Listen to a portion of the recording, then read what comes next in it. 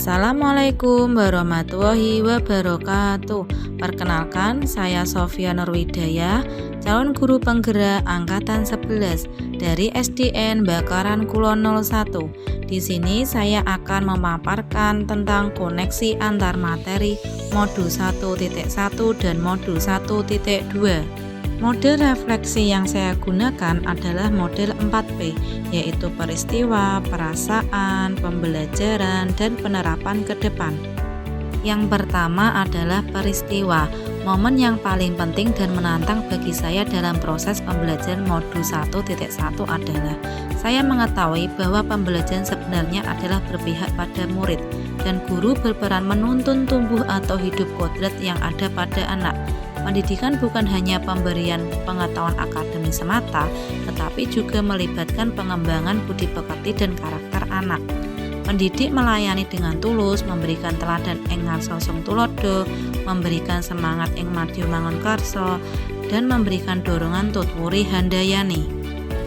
Momen yang paling penting, menantang, dan mencerahkan bagi saya dalam proses pembelajaran modul 1.2 adalah saya harus mengimplementasikan nilai-nilai dan peran guru penggerak agar menciptakan profil pelajar Pancasila. Peran seorang guru bukan hanya pembelajaran di kelas, namun harus melibatkan berbagai pihak. Kaitan antara modul 1.1 hingga modul 1.2 yang saya pahami adalah dalam upaya menuntun kodrat pada anak, seorang guru harus memiliki nilai berpihak pada murid, mandiri, reflektif, kolaboratif, dan inovatif demi menjalankan perannya sebagai guru penggerak agar dapat menerapkan pembelajaran yang berpihak pada murid. Yang kedua adalah perasaan. Saat momen itu terjadi, saya merasa seperti bagaikan bangun dari mimpi yang panjang. Saya merasa dibangkitkan kembali semangat saya sebagai seorang guru bahwa saya harus menjadi guru yang lebih baik lagi ke depannya, mendidik sesuai kodrat alam dan kodrat zaman anak dengan mengembangkan nilai sebagai guru penggerak dan memaksimalkan perannya. Saya sangat bersyukur karena mendapat keberuntungan bisa belajar di pendidikan guru penggerak angkatan 11. Banyak ilmu yang bermanfaat serta wawasan menjadi luas. Dipertemukan dengan fasilitator, pengajar praktik, instruktur, dan rekan CGP hebat yang senantiasa membuka pikiran saya untuk menjadi transformasi pendidikan di Indonesia. Yang ketiga adalah pembelajaran. Sebelum momen tersebut terjadi, saya berpikir bahwa murid adalah objek pembelajaran.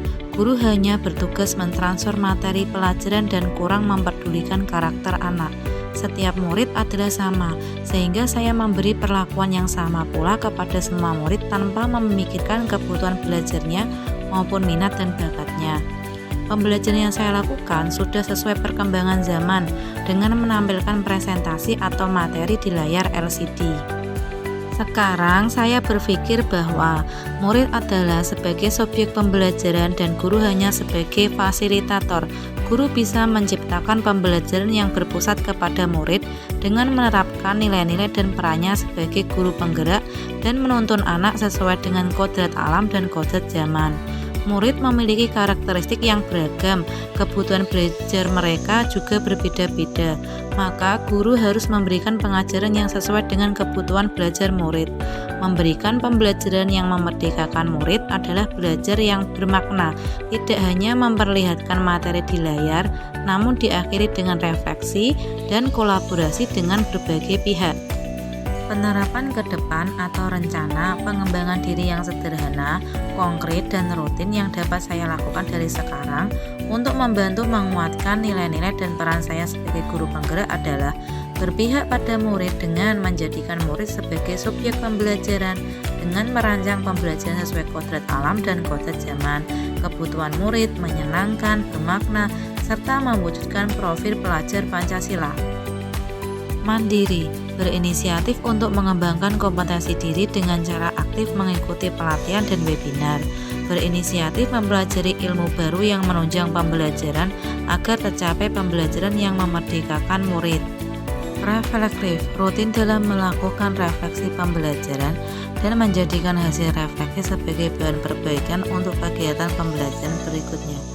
Kolaboratif, bekerja sama dengan berbagai pihak untuk pengembangan pembelajaran dan kemajuan sekolah. kreatif, menggunakan ide-ide atau gagasan baru tentang metode, media, dan suasana pembelajaran yang berpusat pada murid, bermakna dan menyenangkan. Misalnya dengan praktik langsung dalam membuat sebuah produk atau melakukan percobaan sesuai materi yang diajarkan. Demikian pemaparan koneksi antar materi modul 1.1 dan modul 1.2. Terima kasih. Salam guru penggerak.